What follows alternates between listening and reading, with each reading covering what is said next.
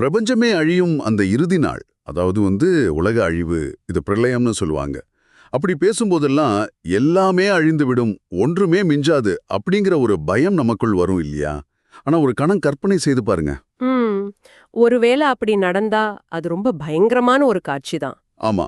ஆனா அத்தனை பிரளயங்கள் போனாலும், ஒரு பெரிய கடல் அலை போல உலகம் தோன்றி அழிந்தாலும், இது எல்லாம் கடந்து அமைதியாக ஒரு கல்லாய் சமைந்த ஆலமரத்தின் மீது காகத்தின் உருவத்தில் அமர்ந்து ஒருத்தர் வேடிக்கை பார்த்து கொண்டிருந்தார் என்று சொன்னால் எப்படி இருக்கு? வாவ், இது உண்மையிலே ரொம்ப பிரம்மாண்டமான ஒரு விஷயம்தான். கண்டிப்பா. இதை விட ஒரு சிலிர்ப்பான தொடக்கம் வேறு எதுவும் இருக்க முடியாது. இந்த ஆழமான அலசலுக்கு முன்னாடி நீங்க, அதாவது நம்ம நேயர்கள், ஒரு சிறப்பான கோரிக்கையை முன்வைத்திருந்தீர்கள். உங்க வார்த்தைகளிலே சொல்றேன், நான் இந்த நூல்ல 1000 பாடல்கள் இருக்கிறது, உங்களால் 1000 பாடலுக்கும் விளக்கம் கொடுக்க முடியாதுன்னு தெரியும். முடிந்த அளவுக்கு அதிலுள்ள கருத்துக்களை மேக்சிமம் எனக்கு கொடுக்க வேண்டும். முடிந்தால் 1000 பாடல்களுக்கும் கூட கொடுத்தால் நல்லா இருக்கும் அப்படின்னு சொல்லியிருந்தீங்க. ஆமா, அந்த எதிர்பார்ப்பு ரொம்ப நியாயமானது. ஏன்னா இந்த நூல் அப்படிப்பட்ட ஒரு பொக்கிஷம். கரெக்ட். அதனால உங்களின் கோரிக்கையை ஏற்று, முடிந்தளவுக்கு அதிலுள்ள மாபெரும் கருத்துக்களை இந்த ஆழ்ந்த அலசலும் உங்களுக்காக அதிகபட்சமாக தொகுத்து வழங்கப் போறோம். இதற்காக நாம் இன்று கையில் எடுத்திருக்கும் ஆதாரம் 1958ஆம் ஆண்டு மதுரை புதுமண்டபம் புத்தகச்சாலையில் பதிப்பிக்கப்பட்ட காகபுசண்டர் பெருநூல் காவியம் 1000 அப்படிங்கிற பழமையான நூல்தான். அந்த புத்தகத்தின் தலைப்பை பார்த்த உடனேயே நமக்கு இதோட ஆழம் நல்லா புரிந்துவிடும். வசிஷ்ட முனிவருக்கு காகபுசண்டர் பிரபஞ்சத்தின் ரகசியங்களை உபதேசிக்கும் விதமாக தான் இந்த நூல் அமைந்திருக்கு. நீங்க ஆரம்பத்துல கொடுத்த அந்த பிரளயத்தின் சித்திரம் இருக்கிறதே, அது வெறும் கற்பனை அல்ல. ஓ, அது கற்பனை இல்லையா? பின்ன அது என்ன? சித்தர்களின் பரிமாணத்தில் அது ஒரு காலக்கணக்கீடு. பல யுகங்கள், பல பிரளயங்கள் உலகமே அழிந்தாலும் காகபுசண்டர் மட்டும் அந்த மரத்தின் மீது தியான நிலையில் எல்லாவற்றையும் கடந்து வாழ்ந்தவர். அவர் காலத்தையும் மரணத்தையும் ஜெயித்தவர். இதை நான் படிக்கும்போது எனக்குள்ள ஒரு ஒப்பீடு தோணுச்சு.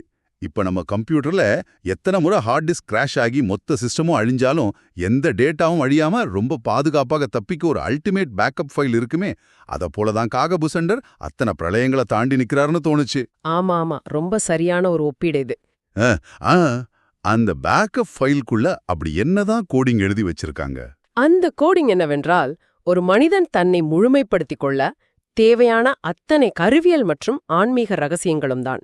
காகபுசண்டர் இந்த 1000 பாடல்களுக்குள் வெறும் தத்துவ கதைகளை மட்டும் சொல்லவில்லை, சரிகை, கிரிகை, யோகம், ஞானம் ஆகிய 4 படிகளை பற்றி மிக ஆழமாக பேசுகிறார். ஒரு நிமிடம், நாம உள்ள போறதுக்கு முன்னாடி இந்த வார்த்தைகளுக்கான அர்த்தத்தை கொஞ்சம் எளிமையாக அனைவருக்கும் புரியும்படி சொல்லிடலாமா?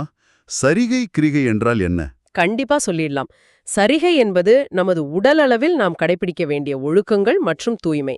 கிரிகை என்பது நாம் செய்யும் செயல்கள் மற்றும் இறைவனை நோக்கிய சடங்குகள். சரி, அப்ப யோகம், ஞானம்? யோகம் என்பது நமது மூச்சையும் மனதையும் ஒருங்கிணைத்து உடலுக்குள் செய்யும் பயணம். இறுதியாக ஞானம் என்பது இந்த மூன்றையும் தாண்டி பிரபஞ்சத்தின் உண்மையை முழுமையாக உணரும் நிலை. இந்த 4 படிகளோட சேர்த்து வைத்தியம் மற்றும் மரணத்தை எப்படி வெல்வது என்பது பற்றியும் அவர் இந்த நூலில் மிக தெளிவாக பதிவு செய்திருக்கிறார். மரணத்தை வெல்வது நிஜமாவே மனித குலத்துக்கு இதைவிட பெரிய ஆசை வேற என்ன இருக்க முடியும்? ஆனா மரணத்தை பத்தி பேசுவதற்கு முன்பு நாம் எங்கிருந்து உயிர்கள் தொடங்குகின்றன என்பதை பார்க்க வேண்டும் இல்லையா? காகபுசண்டர் மனித பிறப்பை எப்படி பார்க்கிறார்? அவர் தொடங்குவதே அங்கிருந்துதான். மரணத்தை வெல்வது எப்படின்னு புரிந்து கொள்ள முதலில் உயிர் எப்படி, ஏன் உருவாகிறது என்ற மெக்கானிசத்தை புரிந்து கொள்ள வேண்டும் என்கிறார். காகபுசண்டர் மனித பிறப்பை அப்படியே இயற்கையோடு ஒப்பிடுகிறார். இயற்கையோடு ஒப்பிடுகிறாரா? அது எப்படி? கூட்டமாக வெளிவருகிறதோ அதே போலதான் மனிதர்களின் உற்பத்தியும் ஒரு உயிரியல் சுழற்சியாக நடக்கிறது அப்படின்னு அவர் சொல்றாரு. ஆஹா, இது கேட்பதற்கு கொஞ்சம் அதிர்ச்சியா இருக்கு. நமது உடல் ஏதோ ஒரு ஈசல் புற்றிலிருந்து வருவதைப் போலவோ, எந்தவிதமான தனித்துவமும் இல்லாமல் இயற்கையின் ஒரு சாதாரண சுழற்சியாக உருவாகிறது என்று சொல்வது, அப்படியென்றால் மனித வாழ்க்கையில், நமது பிறப்பில், நமது கட்டுப்பாட்டில் எதுவுமே இல்லையா? நாம் எல்லாம் வெறும் பயாலஜிக்கல் ரோபாட்ஸா? காகபுசண்டரின் பார்வைப்படி ஆரம்ப நிலையில் நாம் அப்படிதான் இருக்கிறோம். அது பஞ்சபூதங்களின் சேர்க்கையால் நடக்கும் ஒரு தூய அறிவியல் நிகழ்வு அப்படின்னு அவர் சொல்றாரு. அப்போ ஒரு குழந்தை உருவாகிறது நம்ம கையில இல்லையா? இல்ல, ஆணோ பெண்ணோ ஒரு சிசு உருவாவது தற்செயலானதல்ல. அது தாயின் வயிற்றில் உள்ள மூலக்கணல், அதாவது உடலின் உஷ்ணத்தை பொறுத்தது என்று ஒரு ஆச்சரியமான பழங்கால உடற்கூறியல் விளக்கத்தை கொடுக்கிறார். ஒரு நிமிஷம், உஷ்ணத்தை பொறுத்து பாலினம் முடிவாகிறதா? இதோட பின்னணியில அவர் சொல்லும் லாஜிக் என்ன? பண்டைய சித்த மருத்துவத்தின்படி வெப்பம் என்பது மேல் நோக்கி பாயும் தன்மை கொண்டது. அது சூரியக்கலை, அதாவது ஆண்மையின் குறியீடு. அந்த மூலக்கணல் உஷ்ணம் மேலேறி நெஞ்சை அடைந்தால் அது ஆண் சிசுவாக உருவாகிறது. ஓஹோ, அப்போ பெண் சிசு எப்படி உருவாகுது? அதே உஷ்ணம் மேல் நோக்கி பாயாமல் தலைகீழாக திரும்பி விலாப்பகுதியை சார்ந்திருந்தால் அது குளிர்ச்சி அடைந்து சந்திரக்கலையாக, அதாவது பெண் சிசுவாக உருவாகிறது என்கிறார். இது அந்த காலத்துல அவங்க மனித உடலை புரிந்து வைத்திருந்த ஒரு நுட்பமான உடற்கூறியல் பார்வை. அட, ரொம்ப சுவாரஸ்யமா இருக்கே. ஆமா, நமது உடலின் ஆரம்பம் இப்படி பஞ்சபூதங்களின் வெப்ப மற்றும் குளிர்ச்சி மாற்றங்களால் நடக்கும் ஒரு சாதாரண சேர்க்கைதான் என்பதை உணர்த்துவதற்காகவே அவர் அந்த ஈசல் மற்றும் செடி உவமையை கூறுகிறார். சரி, நீங்க சொல்றத பார்த்தா நாம் வெறும் வெப்பத்தால் உந்தப்படும் ஒரு இயந்திரமாகவே இருக்கிறோம். இந்த ஆட்டோ பைலட் மோடிலிருந்து தப்பித்து நமது உடலை நாமே கட்டுப்பாட்டுகள் கொண்டு வர காகபுசண்டர் ஏதாவது வழி சொல்றாரா? அங்கேதான் அவர் ஒரு பெரிய திருப்பத்தை கொடுக்கிறார். உடல் இயற்கை வசப்பட்டதுதான், ஆனால் அந்த உடலை கட்டுப்பாட்டுக்குள் கொண்டுவர வாசி, அதாவது மூச்சு என்ற மிகப்பெரிய ஆயுதம், ஒரு மேனுவல் ஓவர்ரைடு சுவிட்ச் போல மனிதனாக பிறந்த நம் ஒவ்வொருவரிடமும் இயல்பாகவே உள்ளது என்கிறார். அப்படியானால் மனித உடல் என்பது நெருப்பாலும் மூச்சாலும் உருவான ஒரு உயிரியல் இயந்திரம். அந்த இயந்திரத்தை, அந்த மூச்சு, அதாவது வாசியை நாம் அடக்குவதன் மூலம் நமது உடலை நாமே ஹேக் செய்ய முடியும்னு சொல்றீங்களா? துல்லியமா அதான் சொல்றேன். அந்த ஹேக்கிங் முறைக்கு சித்தர்கள் வைத்த பெயர்தான் வாசி யோகம். இந்த வாசி யோகத்தின் மூலம் நமதுடலுக்குள் தூங்கிக் கொண்டிருக்கும் குண்டலினி சக்தியை தட்டி எழுப்ப முடியும். காகபுசண்டர் இந்த குண்டலினி சக்தியை வாலை என்று உருவகப்படுத்துகிறார். வாலை அப்படின்னா என்ன அர்த்தம்? ஏன் அந்த பேர் வச்சாங்க? வாலை என்றால் ஒரு சிறு பெண் அல்லது குமரி என்ற அர்த்தம். ஒரு சிறு பெண்ணிடம் இருக்கும் எந்தவிதமான கலப்படமும் இல்லாத அளப்பரிய, கட்டுப்படுத்த முடியாத தூய சக்தியை தான் அவர் குண்டலினிக்கு ஓமையாக சொல்றாரு. ஓ, அந்த சக்தி எல்லாருக்கும் விழித்திருக்குமா? இல்ல, இந்த சக்தி சாதாரண மனிதர்களுக்கு விழிப்பதில்லை. அது நமது முதுகுத்தண்டின் கீழே தூங்கிக் கொண்டுதான் இருக்கும். அதை எழுப்புவது அவ்வளவு ஈஸி கிடையாது. பட்டினி கிடந்து தூக்கத்தை தொலைத்து உடலை மிக கடுமையாக வருத்தி வாசியோகம் செய்தால் மட்டுமே இந்த குண்டலினி என்னும் வாலை விழித்தெழும். சரி, மிகப்பெரிய தவம் செய்து அந்த அபாரமான எனர்ஜிய, அந்த வாலைய நாம எழுப்பி விட்டோம்னு வச்சுப்போம். அந்த எனர்ஜிய அடுத்து எங்கே கொண்டு செல்ல வேண்டும்? அதற்கான இலக்கு என்ன? மூக்கு முனையில் கவனம் வைத்து மூச்சை உள்ளிழுத்து அந்த சக்தியை மேல் நோக்கி நகர்த்த வேண்டும். புருவ மத்தியில் உள்ள ஒரு ரகசிய பூட்டை திறக்க வேண்டும். அந்த பூட்டின் பெயர்தான் தமர்வாசல். தமர்வாசல் பேரே கொஞ்சம் வித்தியாசமா இருக்கே. ஆமா, இது சாதாரண மனிதர்களால் திறக்க முடியாதபடி அமைக்கப்பட்டிருக்கும் ஒரு கதவு.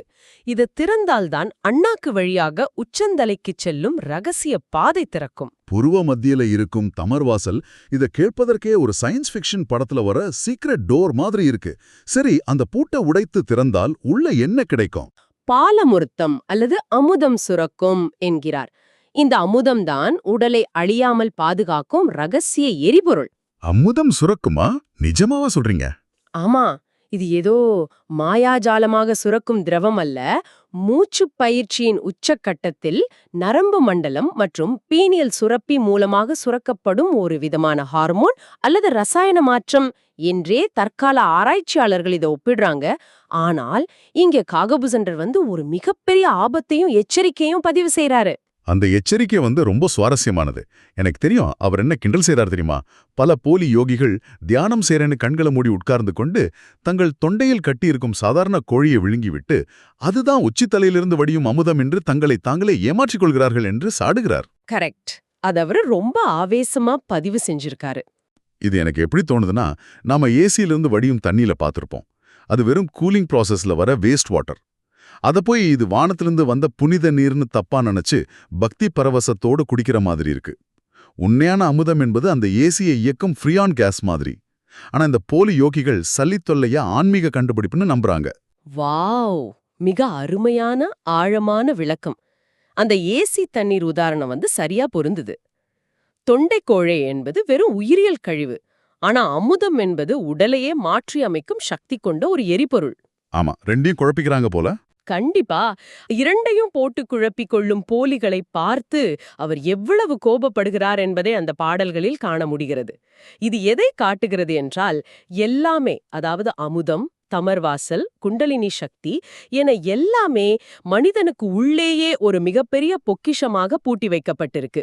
ஆனால் அதை சரியாக புரிந்து கொள்ளாமல் மக்கள் வெளியே தேடி அலையறாங்க. அதைத்தான் நானும் கேட்க வந்தேன். எல்லாமே நமக்குள்ளேயே இருக்கு. அந்த அல்டிமேட் பவர், மாஸ்டர் கீ எல்லாமே நமக்குள்ளேயே செட் பண்ணப்பட்டிருக்கென்றால் மக்கள் ஏன் வெளியில் சென்று போலி சாமியார்களிடம் ஏமாறுகிறார்கள்? இதற்கு காகபுசண்டர் தரும் சாட்டையடி பதில்கள் என்ன? அவரு போலி குருமார்களின் அடையாளங்களை மிகத் தெளிவாக பட்டியலிடுகிறார். உண்மையான ஆன்மீகம் கடினமானது என்பதால் மக்கள் குறுக்கு வழியே தேடுறாங்க.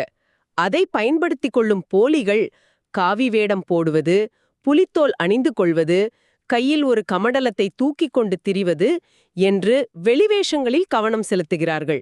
முக்கியமாக உலகத்தார் பார்த்து வியக்க வேண்டும் என்பதற்காக புரியாத பரிபாஷையில் பேசுவார்கள் என்கிறார். ஒரு நிமிடம், பரிபாஷை என்றால் என்ன?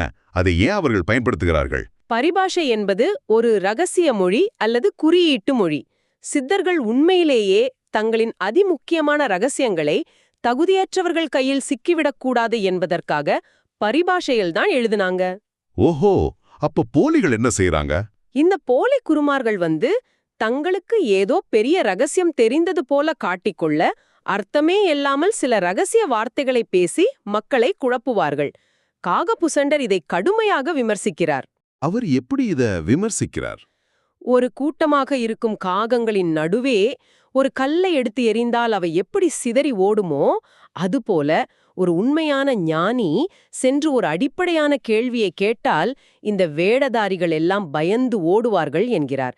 உண்மையான குருவிடம் காசு, பணம், ஆடம்பரம், வேஷம் எதுவுமே இருக்காது. அப்போ காகபுசண்டர் உண்மையான ஆன்மீகம்னு எதை சொல்றாரு? உண்மையான குருவை நான் எப்படி கண்டுபிடிப்பது? உண்மையான ஆன்மீகம் என்பது வெளி உலகில் இல்லை, அது உள்ளே பயணிப்பது. அவர் மனம் என்பதையே ஒரு மாயை, ஒரு பெரிய இல்யூஷன் என்கிறார். மனம் ஒரு மாயை என்பதை அவர் எதை வைத்து சொல்றாரு? நமது மனம் வெளியுலகை எப்படி உணர்கிறது? கண், காது, மூக்கு போன்ற ஐம்புலன்கள் கொடுக்கும் தகவல்களை வைத்துத்தான். ஆனால் அந்த புலன்களே பல நேரங்களில் நம்மை ஏமாற்றும். எனவே இந்த மனதை நம்பி செய்யும் எதுவும் முழுமையானது அல்ல. அப்போ உண்மையான நிலை எது? உண்மையான தெய்வம் என்பது இந்த மனதை கடந்த ஒரு நிலை. அதை அவர் வெட்டவெளி என்கிறார். வெட்டவெளி என்றால் எந்த உருவமும் சஞ்சலமும் ஆசையும் இல்லாத ஒரு முழுமையான சூனிய நிலை. மனம், சஞ்சலம், ஆசை இருக்கும் வரை நீங்கள் எத்தனை சாஸ்திரங்களை படித்தாலும் எத்தனை மந்திரங்களைச் சொன்னாலும் அது முழு பலனை தராது. அதாவது நாமக போய் பணத்தை கொடுத்து கற்றுக்கொள்வது ஆன்மீகம் அல்ல அப்படின்னு சொல்றாரா? ஆமாம், உண்மையான குரு என்பவரை நீங்கள் தேடி போக வேண்டியதில்லை என்கிறார்.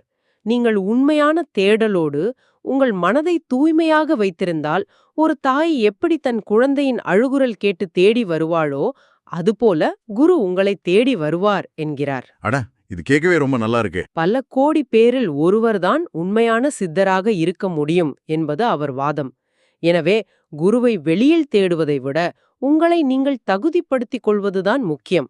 இது உண்மையிலே நாம சிந்திக்க வேண்டிய விஷயம்தான். சரி, இப்படி போலி குருமார்களை தவிர்த்துவிட்டு மனதை கட்டுப்படுத்தி நமக்குள்ளே பயணம் பட்டு உண்மையான வாசியோகத்தை கற்றுக்கொண்டால் ஒரு மனிதனுக்கு இறுதி பலனாக என்ன கிடைக்கும்? இவ்வளவு கடினமான ஒரு பயணத்திற்கு பிறகு ஏதோ மிகப்பெரிய ஒரு ரிவார்டு இருக்கணுமே. அந்த இறுதி பலன்தான் காயசித்தி அல்லது காயகல்பம். இதுதான் காகபுசண்டரின் அல்டிமேட் ரகசியம்.